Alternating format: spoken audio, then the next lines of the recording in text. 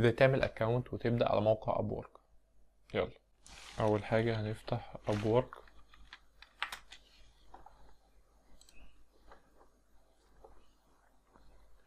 تاني حاجة هندوس ساين اب.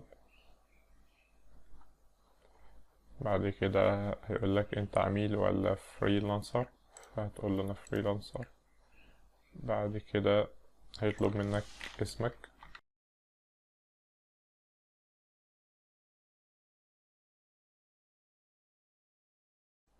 هنا هيقولك حاول او لازم تدخل حروف مع الارقام، فانا دخلت حروف مع الارقام.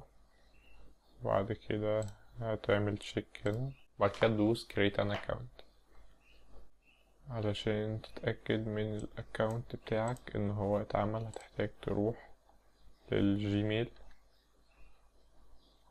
هتلاقيه بعتلك رسالة، هتدوس عليها. بس كده انت اكدت الايميل بتاعك.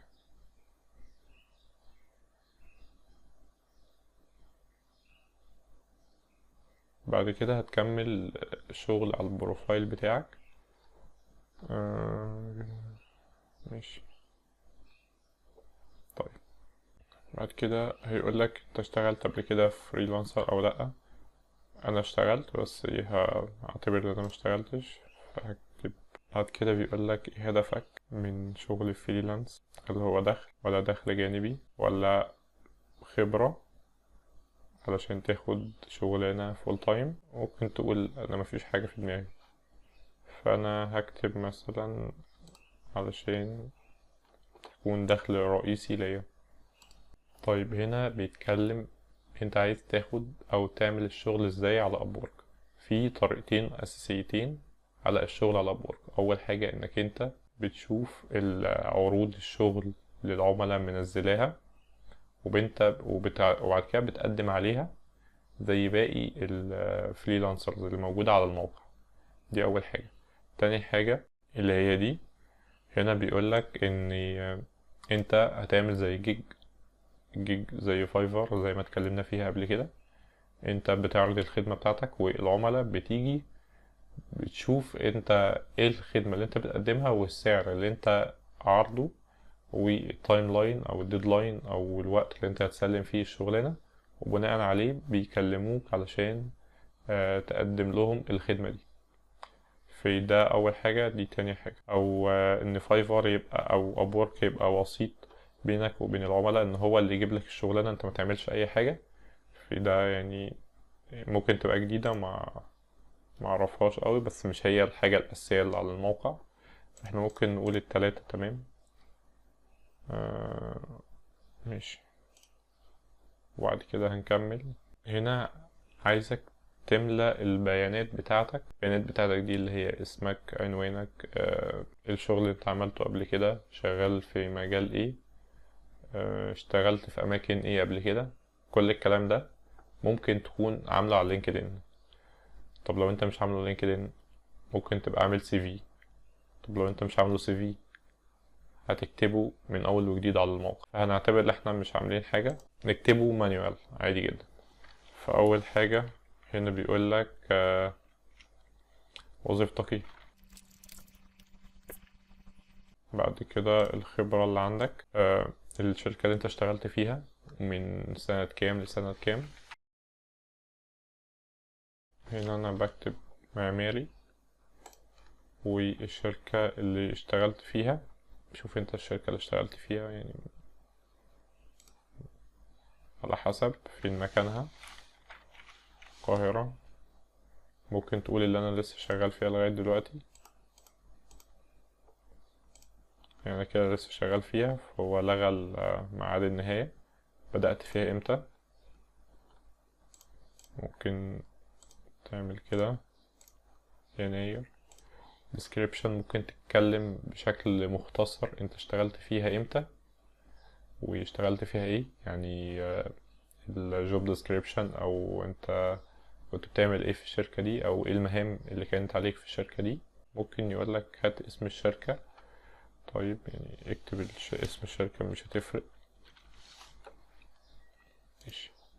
بس بعد كده هتلاقيه ضاف لك الجزئية دي. بعد كده هتخش على النقطة اللي بعدها. طيب التعليم بتاعك ماشي، فأنا هكتب حلوان عادي. ماشي، انت القاهرة، عين شمس، ايا كان ايه هي اكتبها. بعد كده الدرجة بتاعتك، او انت واخد ايه بالظبط، ماجستير، ليسانس، ماستر، ايا كان. طيب دي بكالوريوس، دي ماجستير، ماستر، فانا لسه ما خدتش ماستر. برضو هنا المجال بتاعك الاساسي من سنة كام لسنة كام، من 15 ل20. ممكن برضو تكتب نبذة بسيطة، ممكن ما تكتبش، عديها. طيب هنا بيقول لك ان كل الاكونتس اللي موجودة على ابورك لازم يبقى فيها انجليزي، وده حاجة طبيعية علشان محدش هيتكلم الا باللغة دي. لكن انت مستواك ايه في الانجليزي؟ في ممكن محادثة، يعني انك انت بتقدر تتكلم مع العملاء، مش لازم تبقى طليق، ماشي، لكن ما تبقاش حاططها بيزك حتى لو انت بيزك، علشان العملاء ممكن او ممكن ده يقلل نسبة الفرص انك انت تاخد شغلنا. ماشي، بعد كده ممكن تضيف لغة تانية، ممكن عربي عادي بقى، تكتب ان دي لغتك الام. ممكن تضيف لغة تالتة، ماشي، لو انت متتكلمش بحاجة بلغة تانية غير العربي والانجليزي مش لازم تحطها. بعد كده خش على اللي بعدها. انت شغال في ايه؟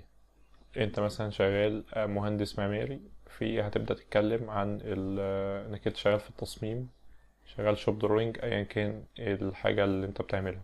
شغال في الترجمة، فهتبدأ تتكلم المهارات بتاعتك في الترجمة، بتترجم من لغة ايه للغة ايه. شغال في الجرافيك ديزاين، بتستخدم برامج ايه، فوتوشوب، الستريتور، على حسب مجالك ايه هتقدر تحدد المهارات اللي عندك. تمام، فانا يعني خلينا نشوف مثال. انا هتكلم مثلا ديزاين او architecture design موجودة، architecture diagram، architecture drawing، ماشي، graphics، كل الكلام ده معايا، rendering، كل الكلام ده معايا. ممكن اضيف كل الحاجات دي. فانت شوف ايه الحاجة المناسبة للشغل بتاعك او الخدمة اللي انت تقدر تقدمها، وحطها هنا. فانا ماشي، هقعد اشوف هنضيف ايه.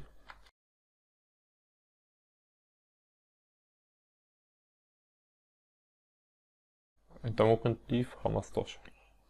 اوكي، اهم حاجه في النقطه دي ما تضيفش حاجه ملهاش علاقه بالمجال بتاعك. يعني انت داخل هتقدم خدمه مثلا على الفوتوشوب، يبقى كل الحاجات ليها علاقه بالفوتوشوب، ما تخرجش بره النطاق ده. ماشي، طيب هنكتفي بدول. ماشي، هنا بيقول لك اكتب نبذه عنك،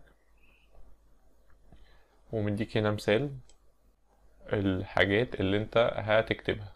هتكتب انت شغال في ايه، وايه الخدمات اللي انت بتقدمها بشكل مباشر جدا. تمام، في يعني اختصارا للوقت احنا هناخدها زي ما هي، وبعد كده هنعديها. بعد كده الخدمات اللي انت هتقدمها، دي حاجة عاملة زي فايفر كده، انك انت بتقدم جيج. ايه الخدمات اللي انت بتقدمها؟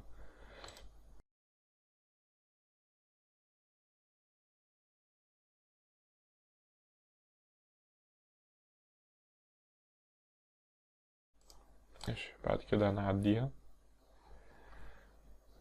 في الجزء ده هنا بيقولك ايه السعر بتاعك اللي انت شغال بيه. يفضل ان احنا ما نكتبش حاجة قليلة قوي، ما نكتبش حاجة كبيرة قوي. يعني انت عشان لسه جديد على الموقع، فممكن المينيموم متهيألي $5، فانت تكتب 15. طبعا هنا بيقول لك النسبة اللي هو بياخدها، هو هنا كاتب 10%، قبل كده كان بياخد 20%، فواضح ان في تغيير حصل على ابورك من قريب. ماشي. بعد كده اول حاجة انت منين؟ من مصر.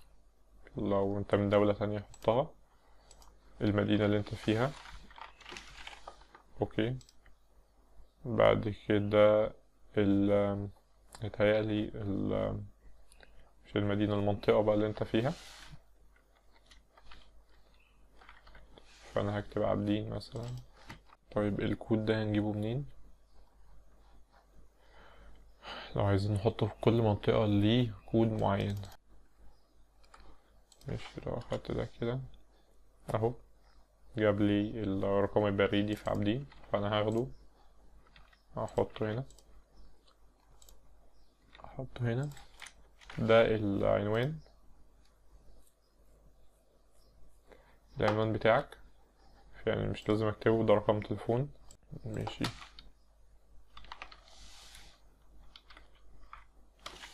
هنا تكتب العنوان بتاعك.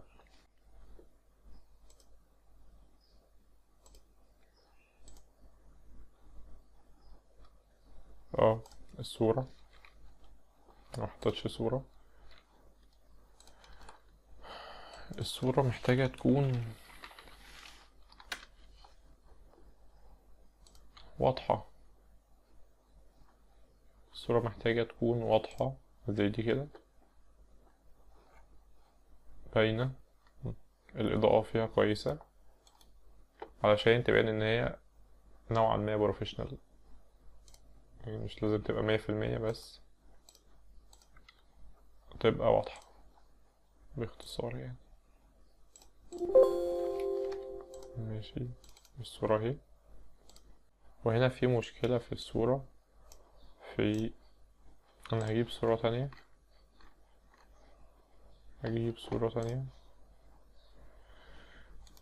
ماشي. الصورة دي مثلا.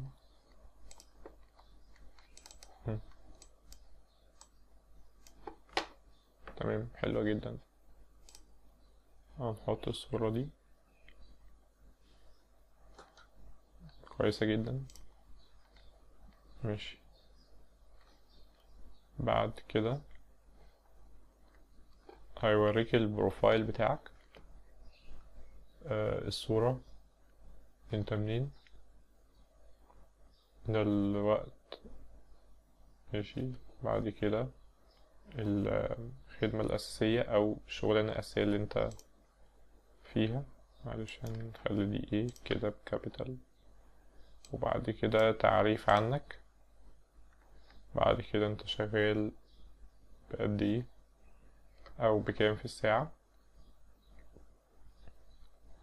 بعد كده المهارات بتاعتك.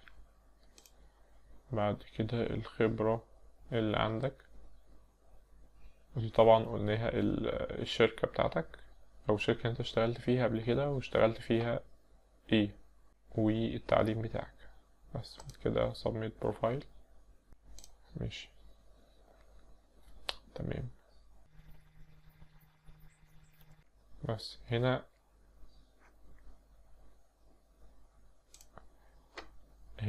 هيوريك اللي هيدخل على البروفايل بتاعك هيشوفه ازاي.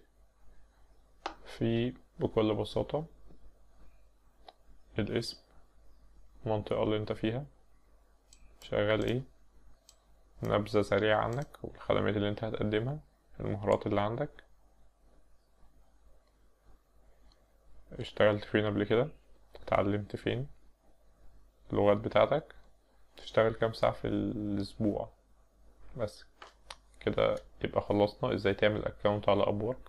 الفيديو الجاي نكمل شغل على ابورك.